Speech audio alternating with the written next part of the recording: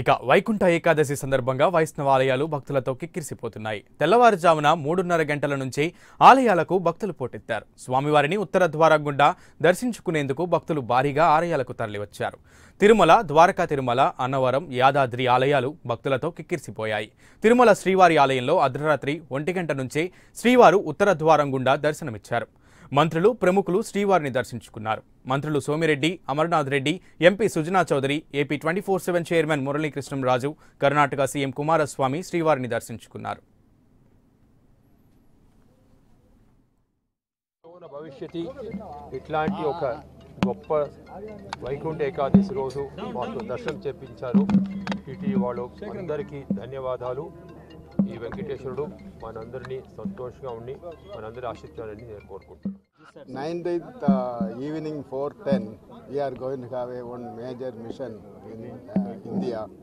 There is a GSLV vehicle is going to launch GSAT 7A for the super synchronous transfer orbit. And this mission is very, very important because this GSAT 7A is advanced the communication satellite. And also there is a lot of innovations were done in the GSLV vehicle to enhance that payload. Today we had a good darshan of Lord Venkateshwara. Today one of the most auspicious day, that is Vaikunta Ekadashi. For that reason only we came here to take the darshan. Thank you, sir.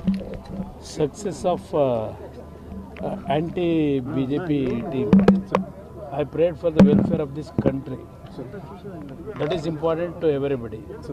I prayed for the welfare of the people.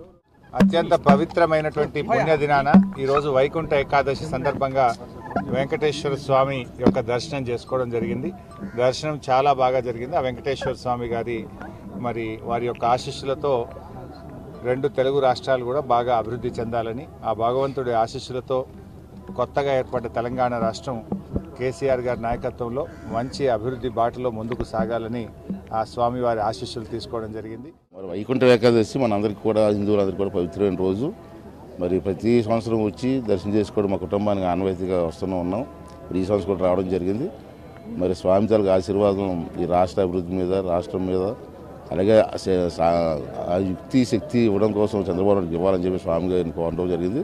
అలాగే నేను తుఫాను మీరు చూశారు, చాలా భారీ నష్టం జరుగుతుందని ఊహించాం. కానీ స్వామి ఆశీస్సులతో తక్కువ నష్టంతో బయటపడ్డాం. రాబోయే రోజుల్లో కూడా మన కోస్టల్ ఏరియా కాబట్టి ఎక్కువ తుఫాన్లు వస్తుంటాయి ప్రతి సంవత్సరం కూడా. రాబోయే రోజుల్లో కూడా నష్టాన్ని రాష్ట్రాన్ని కాపాడడం కోసం స్వామి రాష్ట్ర అభివృద్ధిలో వారు కూడా ఆశీర్వాదంతో ముందుకు వెళ్ళాలని చెప్పి చంద్రబాబు నాయుడు గారు ఆశీస్సులు ఇవ్వాలని చెప్పి కోరుకుంటూ సెలవు. ఏకాదశి నాడు ఏడుకొండల వెంకటేశ్వర స్వామిని దర్శనం చేసుకునే మహద్భాగ్యం కలిగింది. మేము ఒకటే కోరుకున్నాం, ఈ రాష్ట్రం సుస్థిరత కోసం. పక్క రాష్ట్రంలో తెలంగాణలో రైతులకి, ప్రజలకి అభివృద్ధి సంక్షేమ కార్యక్రమాలు ఏం చేశారో అంతకి ఆల్మోస్ట్ 1.5 2 times చేశాం. హైదరాబాద్ లేకుండా లోటు బడ్జెట్తో పరిశ్రమలు, పెట్టుబడులు ఇవన్నీ అక్కడ వదిలేసి వచ్చి ఈ 4 ఏళ్లలో దేశంలో నంబర్ 1 10.5% గ్రోత్ అన్ని రాష్ట్రాల కంటే 4 సంవత్సరాల యావరేజ్ దేశంలో మొదటి స్థానంలో నిలబడ్డామంటే చంద్రబాబు నాయుడు గారి కష్టం. ఆయన్ని ఆశీర్వదించండి స్వామి అని చెప్పేసి ఈ 5 years మరింత రాష్ట్రాన్ని డెవలప్ చేసేసి దీనికి ఒక కొత్త రూపం వచ్చేంత వరకు అందరినీ కాపాడండి అని చెప్పేసి చెప్పాం. ఏకాదశి రోజున దర్శనం చాలా చక్కగా భగవంతుడి ఆశీస్సులతో బాగా జరిగింది.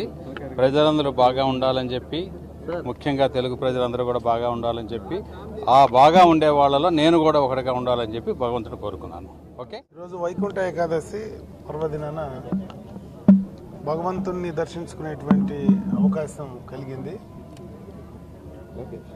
ఈ ప్రతి వైకుంఠ ఏకాదశి కూడా భక్తులు, సామాన్యమైనటువంటి భక్తులు ఎక్కువగా కూడా వస్తున్నారు. ఈ సంవత్సరం కూడా ఇంకా ఎక్కువ వచ్చేటువంటి అవకాశం ఉంది. భక్తులకు కావాల్సినటువంటి అన్ని సౌకర్యాలు కూడా టీటీడీ బోర్డు, అధికారులు కానీ, బోర్డు కానీ ముందస్తుగానే దానిపైన సమీక్షించుకొని ఎవరికి ఇబ్బంది కలగకుండా ఈరోజు ఎవరైతే ప్రోటోకాల్ దర్శనాలు కానీ, విఐపీల దర్శనాలకు సంబంధించి అన్నీ కూడా సిస్టమేటిక్గా త్వరలో కంప్లీట్ చేసి సామాన్య భక్తులకు ఎక్కువ సమయం ఇవ్వాలనేది కూడా నిర్ణయం తీసుకోవడం జరిగింది.